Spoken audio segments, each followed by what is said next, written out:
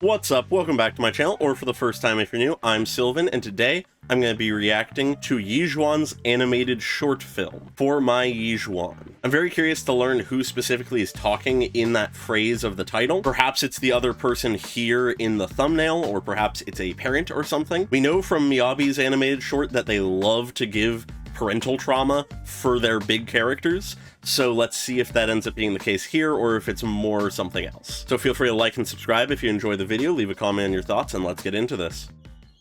Alright, bird in a tree. Oh? Starting with Jifufu? Huh. Oh, is this gonna be like Yixuan telling Jifufu a story? Oh, a grave. Yixuan. Oh, the person who was named. Passed in the blink of an eye. Okay. Yet they were named in the version trailer. I still. Childhood friend? Sibling?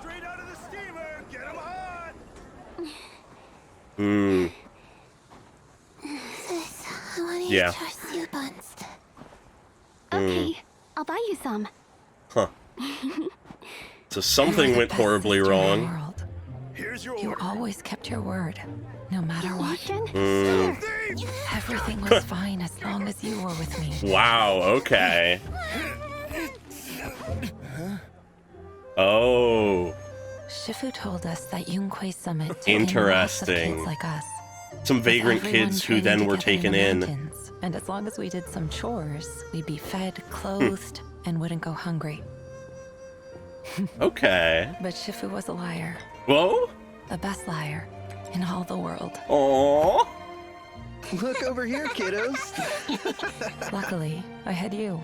Otherwise, I would have starved. Huh. Interesting. Okay. Shifu told us that we were talented. And Yeah. God, I'm loving the animation. Sword. Yixuan said if she could become the High Preceptor, then she could become even more powerful and help more people. Okay. She said there was nothing that was impossible. Oh, wow. If I could have been like Yixuan, then perhaps... Yixuan, we're different from the others. We are? Your talent will become a weapon that can protect everyone. Okay. You'll go further than any of us. Wow. Yixuan really believed in her. Okay, and then the turn? Between you and Shifu, I felt I'd never get to show my abilities. Or at least, so I thought.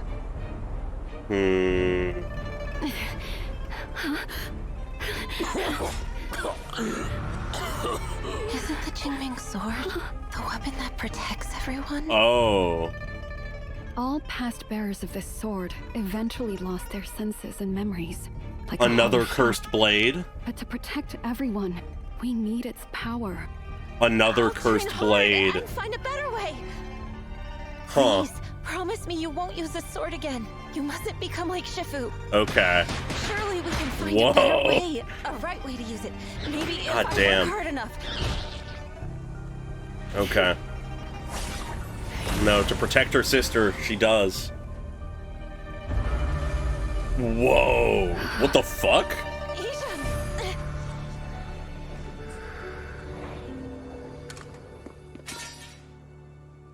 Has the Qingming sword already taken your senses? Yeah, that worked quick as far as we could tell. Afraid?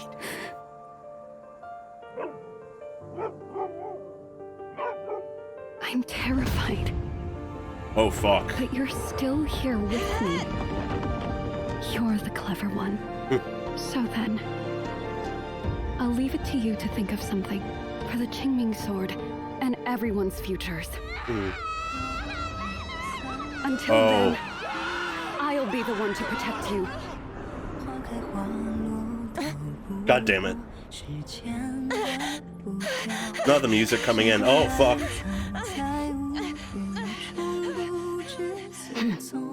Yeah. She draws the blade to protect everyone, her sister included.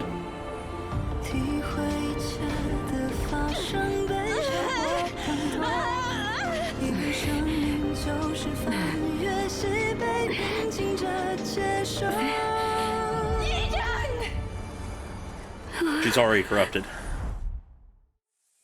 Oh no.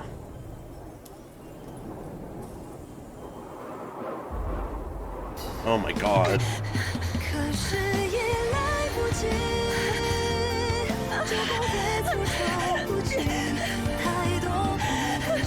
Yeah, she's...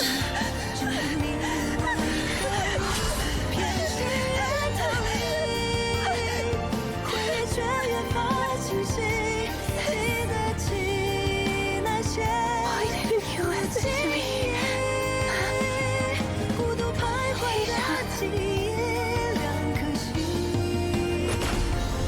Oh?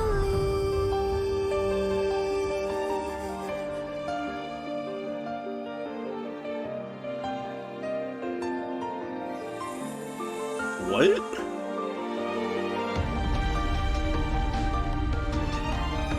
The music is going so fucking hard here.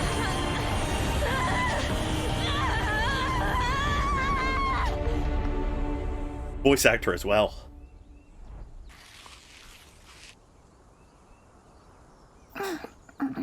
And now we're to the present again. Shifu, you're awake. Always eating. Have you taken care of everything? Yeah, ages ago. Here, have a char siu bun. Oh, god damn it. No thanks. I don't like them. Oh, Oh, okay then. god damn it.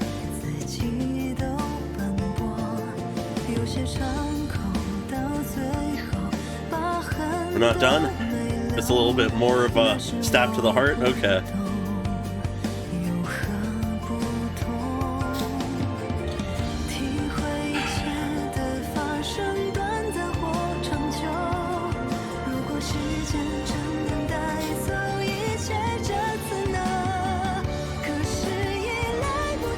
Are we sure this isn't the fucking music video now?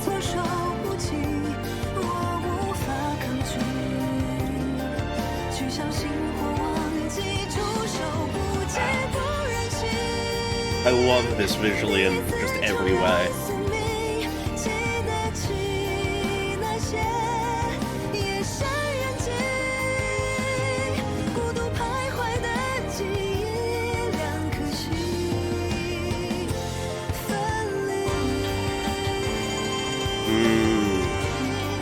The music's so fucking good here.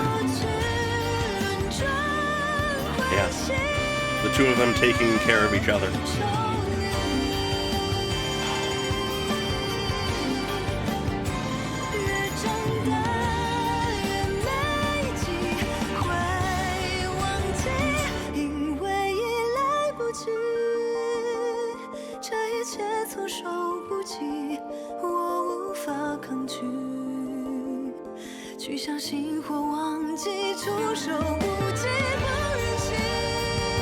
You just keep going, not that I'm complaining.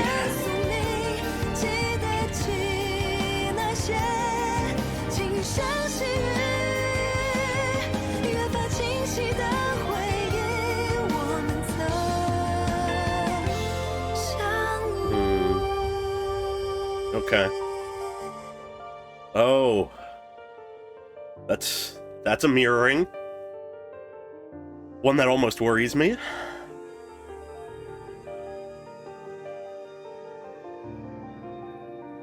She sees herself in us, it seems, though.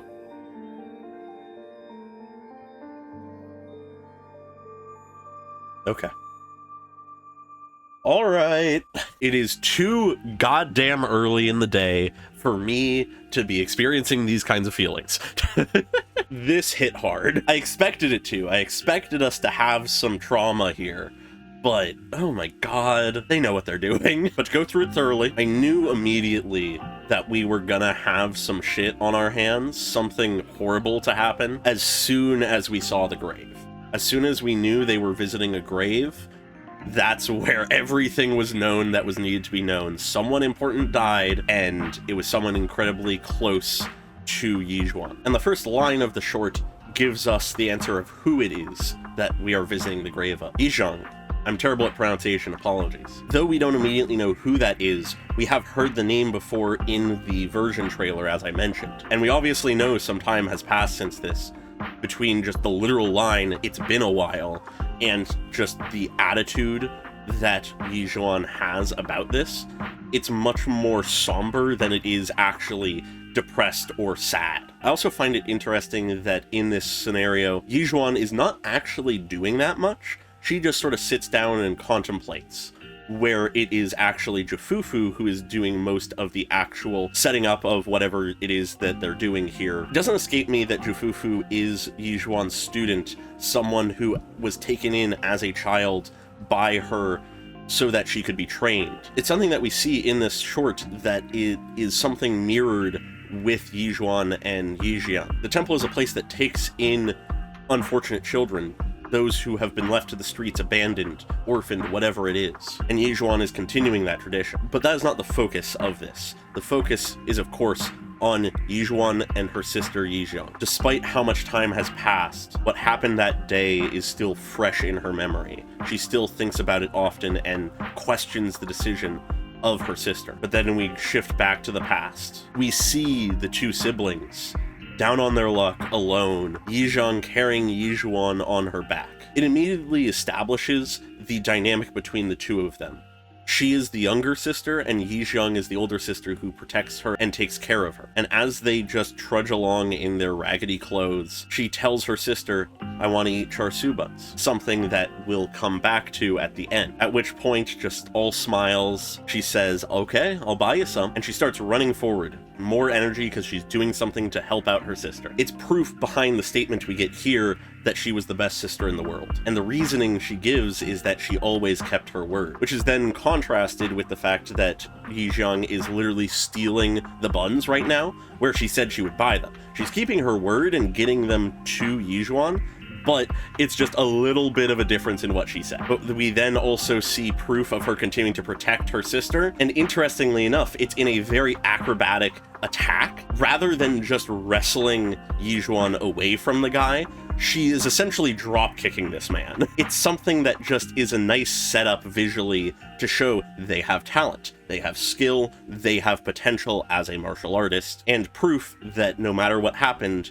everything was fine as long as you were with me. At least that's what Yixuan thought. They almost get away, but do get caught by another employee who's trying to wrestle a bag from them. But then we see their master, the one who takes them in, arrives, the sword on their back, seems to somehow settle the dispute while still letting the kids keep the food, kneels down to the both of them, and we, through Yixuan, have the exposition that he told them that Yunkui Summit takes in a lot of kids like us. As I was saying before, it is a place for the downtrodden, those who have nowhere else to go to make something of themselves, it seems. And so they go up the mountain to the summit, and he gives the promise, with everyone training up in the mountains, and as long as they do some chores, we'd be fed, clothed, and wouldn't go hungry. For kids like them who have nothing but each other, really, that's a amazing deal. But this next bit interests me. I'm still sort of trying to figure out the exact meaning behind it, so I think I'm gonna go through these pretty thoroughly. Yixuan claims that Shifu was a liar, the best liar in the world. Looking at the expression of Yixuan here as she's crying as she eats the lettuce, perhaps it's just she doesn't like the food they were given,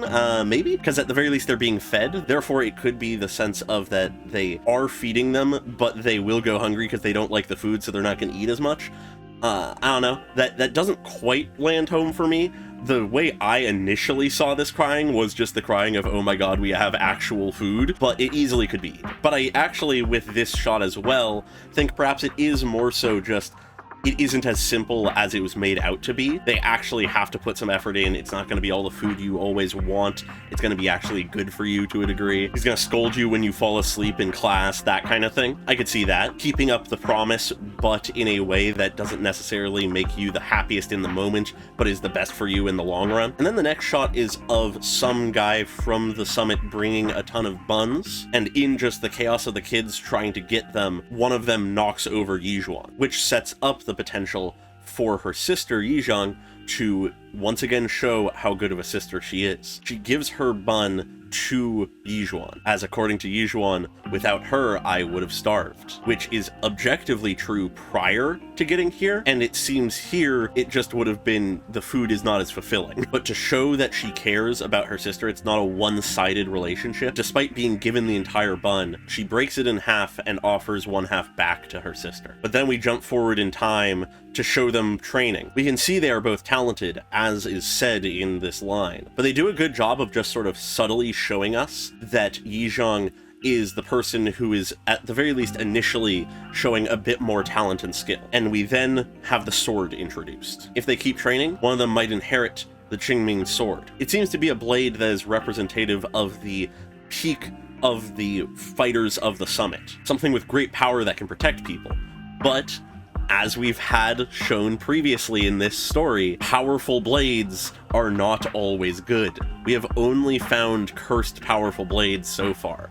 First we have Tailless, now we have the Qingming sword. Both things that take their toll in different ways, but they do not know the price that will be paid if they wield that blade yet. So as they happily are living their lives training for that goal, we learn that Yixuan said if she could become the High Preceptor, then she could become even more powerful, someone who could protect more people. She said there was nothing that was impossible. We see her rise in influence and ranks. She's not wielding the sword, but she is wielding a sword at this point. She has this jacket that she wears more as a cape, and we now go to our first time fighting ethereals. They have gone to the Hollows. They are here to protect people. But it's here that we have our first line implying the impending tragedy. If I could have been like Yixuan, then perhaps. But we don't get an answer to what she was thinking, though it's pretty clear to us. She's thinking that if she could have been as powerful, had the innate talent and skill and capacity for the role of High Preceptor to take on the sword herself, maybe she wouldn't have needed to. And I find it interesting that as this is happening, we have shots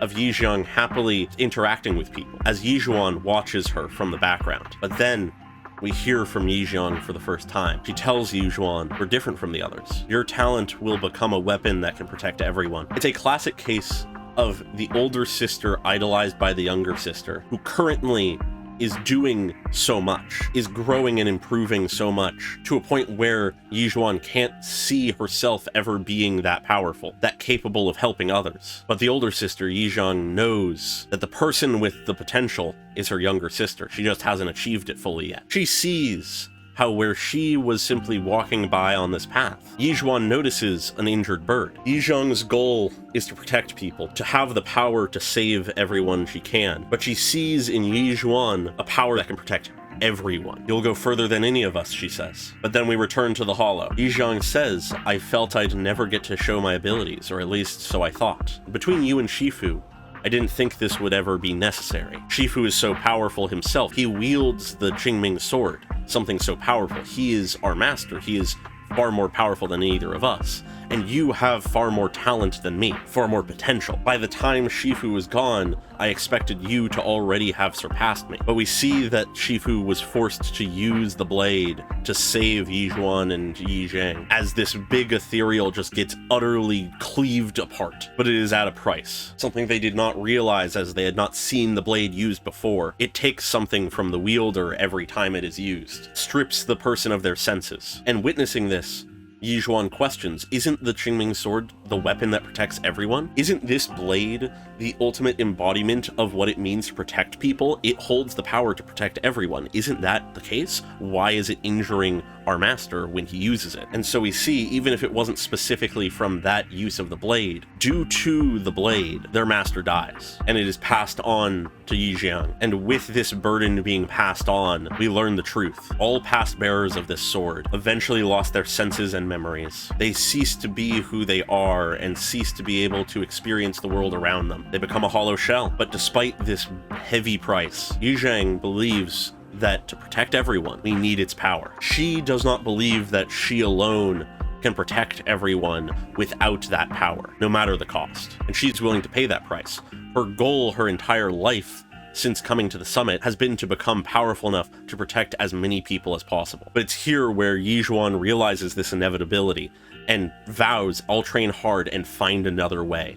I can become powerful enough. I can find an alternative.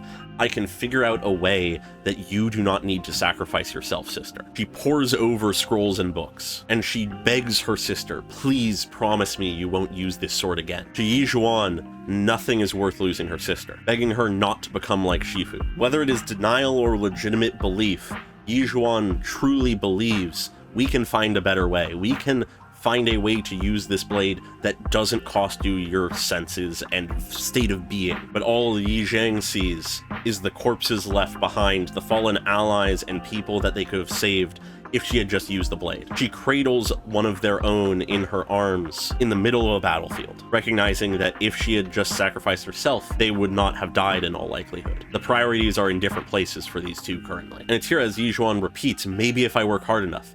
It clearly speaks to me more of denial now. She's desperate. She desperately wishes to cling on to the potential to save everyone, to do what they wish to do while not sacrificing their sister, while not having their sister need to sacrifice herself. But between the avoidable loss of comrades and the risk of her own sister's life, Yi Zhang will not accept that. She will draw the blade to protect her sister, and so she uses it to obliterate them, but it already immediately damages her senses, and with it, the weight of the blade is imposed on her.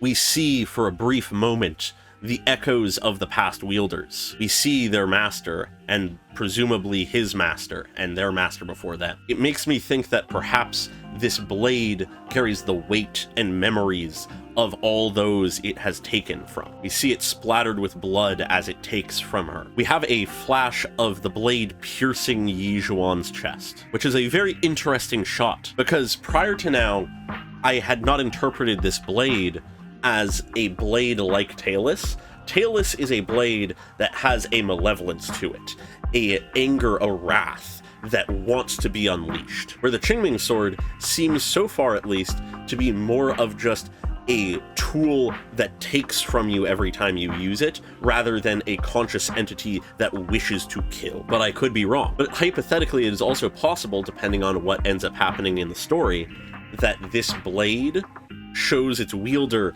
a flash of all the past wielders and a moment of the future, or at least a potential one. It is unclear, but as we exit the vision, we see Yixuan stagger back from the blade as some sparks come off of it. Perhaps she was trying to get the blade out of her sister's hand. Perhaps she made contact with the blade, and that is why the vision of her being stabbed was there. When two people come into contact, it causes strange things to happen, maybe? But as Yi Zhang drops the blade, Yixuan quickly rushes over to her sister, and she asks, has the Qingming sword already taken your senses? You can see in Yi Zhang's eyes that the light has left them partially.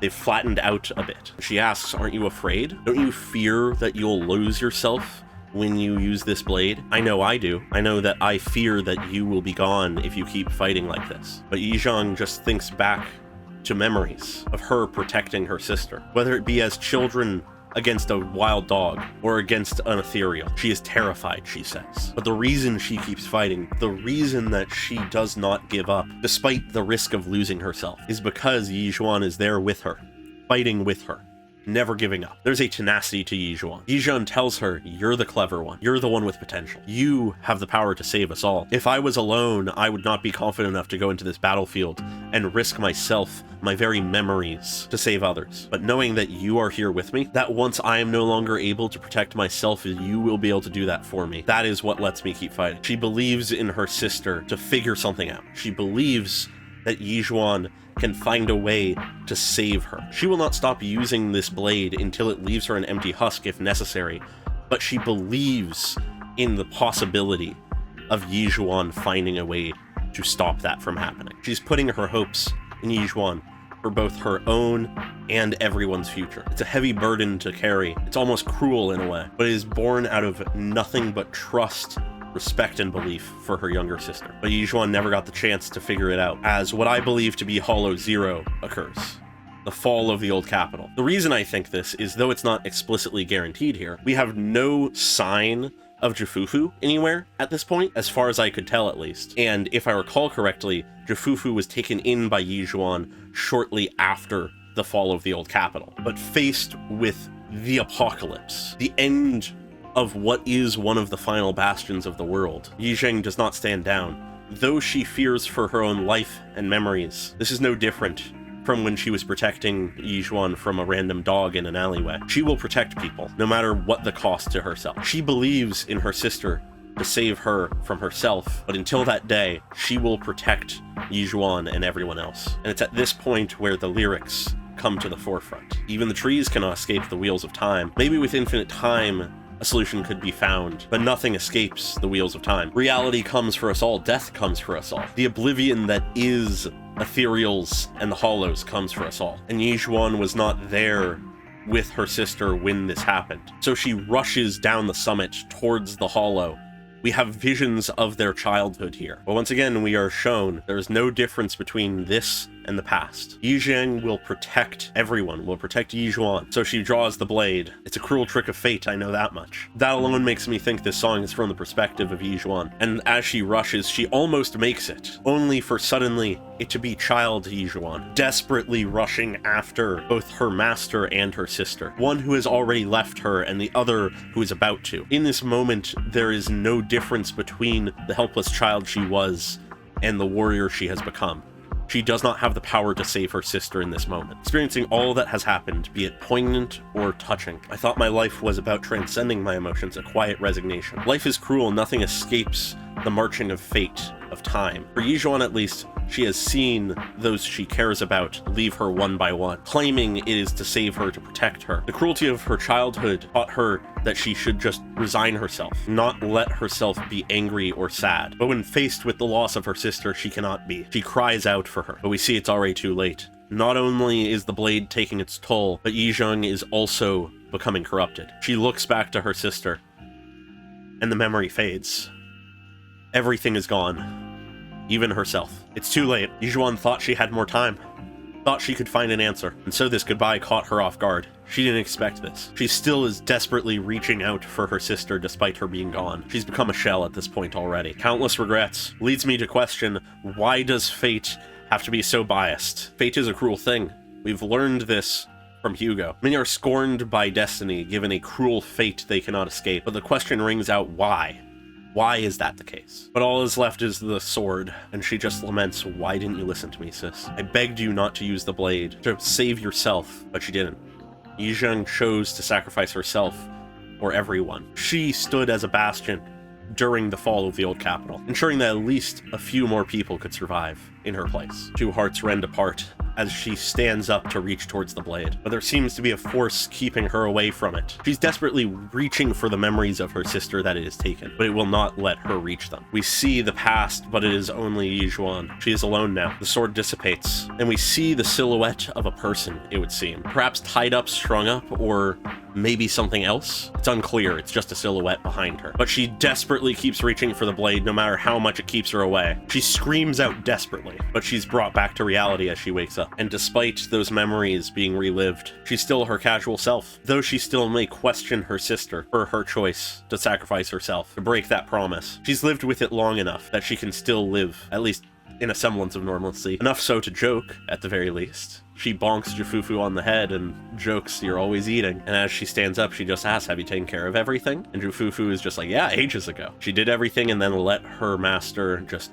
reflect and rest. It's unclear if Jufufu fully understands the weight of who Yixuan was. She probably does to at least an extent. But as they simply chat, Jufufu just offers half of a char siu bun to Yixuan, something we know she likes. At least as a child she did. But the offering of it immediately brings back the memory of the bond that has been lost. She turns it down though. As much as she may still love those buns, whether it's because it brings back those memories, too cruel to realize she'll never experience them again, or a fear that if she were to indulge in them with others again, that over time her memories of sharing them with her sister would fade. Either one, perhaps both, is enough reason for her to say she no longer likes them. But Jufufu doesn't question it. But then for the final portions of the short, we simply move through time, through memories. Some wounds eventually fade without even leaving a scar. The scrapes and cruelty of their childhood is gone. Her life is far better in that sense. now. At that time, she didn't understand how different things could be. All she knew was this life being taken care of by her sister, eking out day by day, experiencing all that happened, be it fleeting or lasting, calling back to the previous line. If time can really erase everything, what about now? No matter how lasting those memories are, will I too forget you? Even now,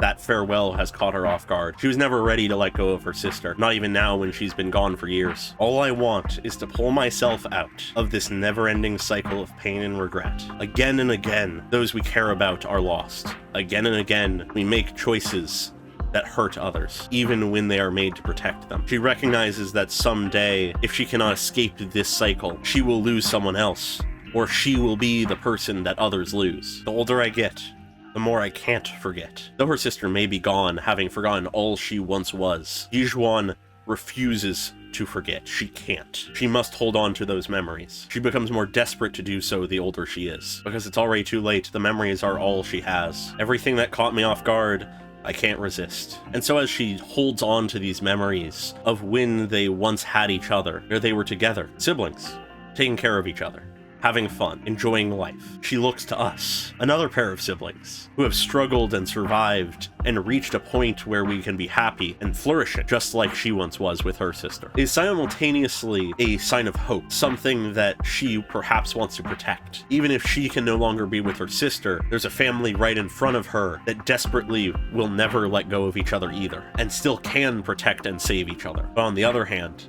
it is also an ominous, foreboding warning. We are in a position that Yixuan once was very similarly in. Despite any cruelty or harshness of our childhood, the faith in siblings have reached a point of happiness, of comfort, but that could be stolen away at any moment. We know that Wise would do anything to save his sister, and it does not escape me that Wise is in the position of Yixuan in this comparison. That isn't to say that Wise will sacrifice himself at some point in this story, but if such a thing ever were to happen, it has now been set up. Despite how tragic it may be, more and more is pointing towards a tragic fate for at least one of the siblings. Whether it be this comparison or Vivian's vision, fate has set us up for tragedy. But at the same time, both Vivian and Yixuan, it seems, are not going to let that happen if they can help it. We know Vivian's love for us, and her desperation to save us. And I imagine with this now in mind, Yixuan will not sit back and let something like what happened with her happen again. So now the question is not if one of the siblings will die, or if one of the siblings will try to sacrifice themselves to save the other, but if those around us can defy that fate. I think that is the case here. But with that, we have reached the end of this animated short, and goddamn was it good. I absolutely love this. So with that, feel free to like and subscribe if you enjoyed the video, leave a comment on your thoughts, and I hope you all have a great day. Goodbye.